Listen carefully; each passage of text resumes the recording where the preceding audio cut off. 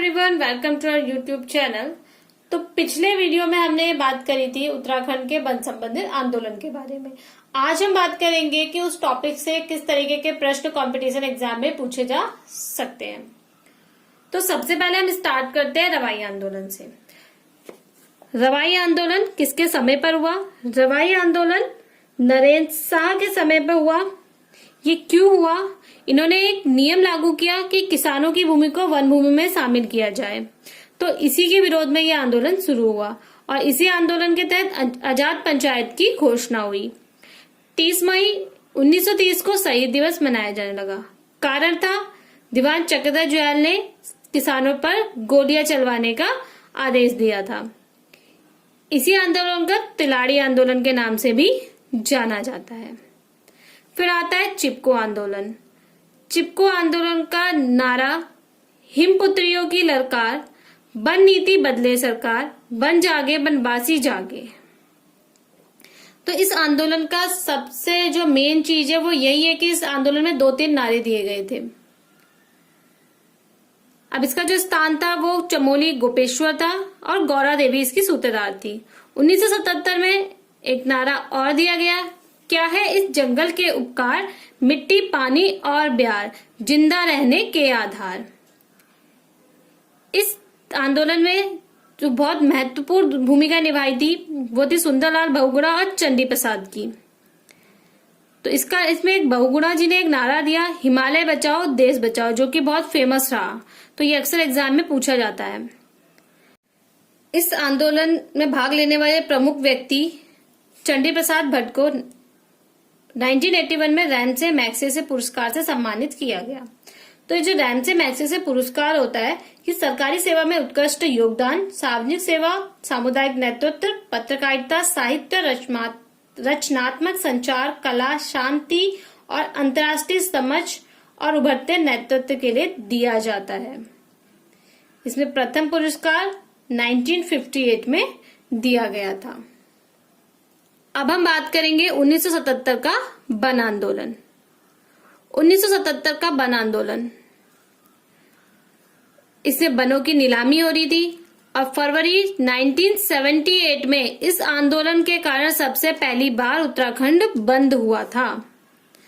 और साथ ही चोचरी व पालरी बागेश्वर के गांव हैं, यहाँ पर जनता ने ढोल नगारों के साथ वनों का कटान बंद करवाया था। 1977 के ये जो आंदोलन था वो राष्ट्रीय स्तरीय आंदोलन रहा और इसका व्यापक विरोध के बावजूद केवल नीलामी की तिथि स्थगित कर 27 नवंबर को तय की गई। उस दिन वहां हड़ताल तोड़फोड़ हुई। नैनीताल का शैलेहाल आंदोलनकारियों द्वारा फूंक दिया गया था और इसी कारण से पहली बार उत्तराखंड बंद करना पड़ा था। अब आता है आपका डूंगी पैतोली आंदोलन। डूंगी पैतोली आंदोलन बांज के जंगलों के कटान के कारण शुरू हुआ था। बांज के जंगलों का कटान होने लगा जिससे महिलाओं ने विरोध करने का फैसला लिया और बाद में सरकार ने फैसला वापस भी ले लिया था और ये चमोली में हुआ था। नेक्स्ट आता है पानी राखो आंदोलन। उफेर खाल गांव में ये हुआ और जो इसके सूत्रधार थे, बहुत इंपॉर्टेंट क्वेश्चन है, सच्चिदानंद भारती। ये पेशे से एक शिक्षक थे।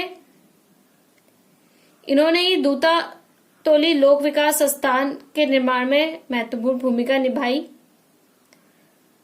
फिर आता है रक्षा सूत्र आंदोलन। रक्षा सूत्र आंदोलन में वृक्ष पर रक्षा सूत्र बांधकर उसकी रक्षा का संकल्प लेने संबंधित आंदोलन 1994 में भिलंगना क्षेत्र में वृक्षों पर रक्षा सूत्र बांध के संकल्प लिया गया। इस आंदोलन का मुख्य कारण ऊंचाई के वृक्षों के कटान पर लगे प्रतिबंध के हट जाने के बाद उत्तर प्रदेश वन विभाग द्वारा 2500 वृक्षों में चिन्ह लगाकर उसे काटने की अनुमति देना था। तो उत्तर प्रदेश सरकार ने क्या किया था, जो वन विभाग थे उन्होंने 2500 वृक्षों पर चिन्ह लगाए और उन्हें काटने की अनुमति दे दी। इससे पहले कि इन्हें काटा जाता, डालगांव, खवाड़ा, भेटी, भिगुन, तिनगढ़ आदि गांव के सैकड़ों महिलाओं ने आंदोलन छेड़ दिया और वृक्षों पर रक्षा सूत्र बांटना प्रारंभ कर दिया। परिणाम स्वरूप वृक्षों का कटान रुक गया और इसी आंदोलन के कारण आज भी रयाला के जंगल में ये वृक्ष चिन्ह आपको देखने को मिलेंगे। और इसका नारा था, ऊंचाई पर पेड़ रहेंगे, नदी ग्लेशियर टिके रहेंगे, पेड़ कटेंगे पहाड़ टूटेंगे, बिना मौत के लोग मरेंगे, जंगल बचेगा देश बचेगा, गांव गांव खुशहाल रहेगा। अब हम बात करेंगे झपको छीनो आंदोलन के। रैणी, लाता और तोलमा गांव में यह आंदोलन किया गया। इसका मुख्य उद्देश्य यही था कि नंदा देवी राष्ट्रीय पार्क का प्रबंध ग्रामीणों को सौंप दिया जाए। तो 21 जून 1998 को सभी ग्रामीण अपने अपने पशुओं के साथ नंदा देवी पार्क में घुस गए। बाकी आपका नेक्स्ट है मैत्री आंदोलन, या फिर इसे मैती आंदोलन भी कहते हैं। मैती का मतलब गढ़वाली में माइका होता है। जो इसके सूत्रधार थे कल्याण सिंह रावत थे। इनको इसका जनक भी माना जाता है। 1996 में यह आंदोलन हुआ और आज भी विवाह समारोह के दौरान वर वधु द्वारा पौधारोपण किया जाता है। और इसके बाद मायके पक्ष के लोगों के स्तर पर इसकी देखभाल की परंपरा विकसित है। विवाह के निमंत्रण पत्र में बकायदा इस कार्यक्रम का उल्लेख छपता है और इसमें लोग पूरी तरीके से दिलचस्पी भी लेते हैं। इस संगठन में यूं तो केवल अविवाहित युवतियां ही शामिल होती है, लेकिन भावनात्मक तौर पर हर एक ग्रामीण को इसे दिली सहयोग हासिल होता है। गांव की सारी युवतियां आपस में मिलकर इस संगठन के एक संचालक को मतलब अध्यक्ष को चुनती है और उस अध्यक्ष को दीदी का दर्जा दिया जाता है। और इसके बाद उसके निर्देशानुसार ही युवतियां अपने अपने घरों में बीज या पौधा रोपती है और बरसात के दिनों में इन पौधे को पंचायती या अन्य किसी भूमि पर सामूहिक तौर पर लगा दिया जाता है। तो ये तो थे वन संबंधित आंदोलन से रिलेटेड महत्वपूर्ण प्रश्न। अब हम अपने अगले टॉपिक पर बात करेंगे नेक्स्ट वीडियो पे।